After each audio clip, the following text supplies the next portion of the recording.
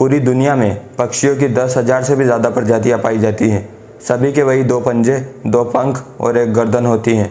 लेकिन इन्हीं में से एक ऐसा पक्षी है जिसकी एक अलग ही पहचान है, जो आसमान का सीना चीर के हज़ारों मीटर ऊपर 120 किलोमीटर प्रति घंटे की रफ्तार से उड़ता है, जो खुद के कई गुना अधिक वजन के शिकार को भी अपने पंजों में दबोच कर उड़ जाता है। और इसीलिए उसे पक्षियों का राजा कहा जाता है, जिसे हम बाज के नाम से जानते हैं। और एक बाज इतना ऊंचा मुकाम हासिल करता है अपनी ट्रेनिंग और अपनी पुनर्जन्म की वजह से।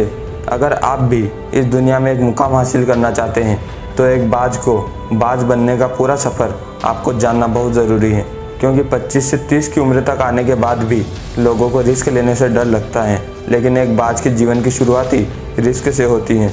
जिस उम्र में बाकी पक्षियों के बच्चे सिर्फ चीं चीं करना सीखते हैं, उस उम्र में एक मादा बाज अपने बच्चों को पंजों में दबोचकर हज़ारों मीटर आसमान की ऊंचाइयों में उड़ जाती है, उसे ये बताने के लिए कि तेरा जन्म आसमान का सीना चीर के सबसे ऊपर उड़ने के लिए हुआ है। तेरा जन्म पक्षियों का बादशाह बनने के लिए हुआ है। ज़मीन से हज़ारों मीटर ऊपर ले जाकर मादा बाज अपने पंजों से उसे छोड़ देती है और यहीं से शुरू होती है उसकी हाई रिस्क ट्रेनिंग।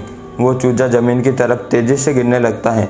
थोड़ा नीचे आता है तो उसके पंख खुलने लगते हैं। नीचे आते आते वो अपने पंख फड़फड़ाने लगता है, लेकिन वो अभी तक उड़ना नहीं सीखा है। वो ज़मीन से कुछ ही ऊपर होता है। ऐसा लगता है कि कुछ ही सेकंड में उसका जीवन समाप्त हो जाएगा, लेकिन अचानक एक पंजा उसे अपनी गिरफ्त में ले लेता है और वापस आसमान में उड़ जाता है। वो पंजा होता है उसकी माँ का, जो उसके पीछे उड़ रही थी। उसकी ये ट्रेनिंग तब तक चलती रहती है जब तक वो उड़ना नहीं सीख जाता। इतनी हाई रिस्क ट्रेनिंग के बाद इस दुनिया को एक बाज मिलता है। बारिश के वक्त जब सारे पक्षी आश्रय की तलाश करते हैं, तब यही बाज उसी बारिश में आसमान को चीरते हुए ऊपर निकल जाता है और बादल से कहता है, तू बरस ले, कितना बरसेगा। और फिर नीचे आकर चैलेंज करता है। एक बाज की उम्र लगभग 70 साल होती है।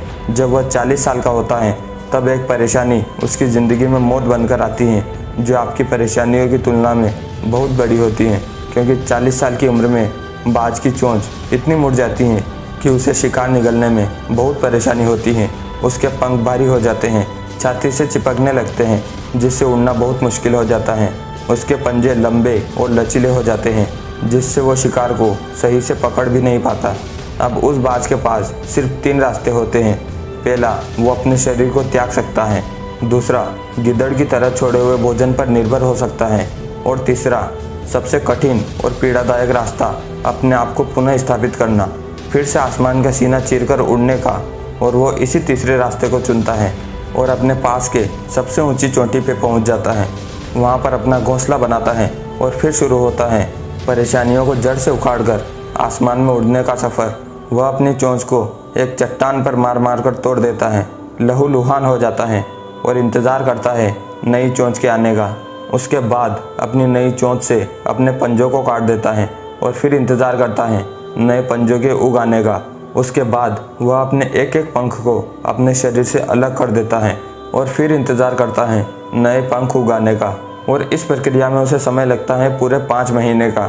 इन 5 महीनों की कड़ी तपस्या से एक बाज का पुनः जन्म होता है और फिर से तैयार हो जाता है आसमान का सीना चीर कर उड़ने के लिए। जो 3 रास्ते बाज के पास थे, वही 3 रास्ते आपके पास होते हैं। लेकिन कुछ लोग पहले रास्ते को चुनते हैं और परेशानियों के तले दबकर सुसाइड कर लेते हैं। ज़्यादातर लोग दूसरे रास्ते को चुनते हैं। वो परेशानियों का बोझ पड़ते ही अपने लक्ष्य को छोड़कर एक नॉर्मल लाइफ जीने लगते हैं। और कुछ वो लोग भी होते हैं जो इन परेशानियों को लात मारकर अपनी मेहनत के दम पर बाज की तरह आसमान की बुलंदियों को छूते हैं। दोस्तों, बाज की यह ट्रेनिंग हमें बहुत बड़ी सीख देती है कि अगर रिस्क लेना पड़े तो लो, अपने फील्ड में अपने आप को इतना ट्रेंड कर लो कि उस फील्ड में आपसे ऊपर उड़ने के बारे में सोचकर लोगों के पसीने छूट जाए। तभी आप अपने फील्ड के बादशाह कहलाओगे।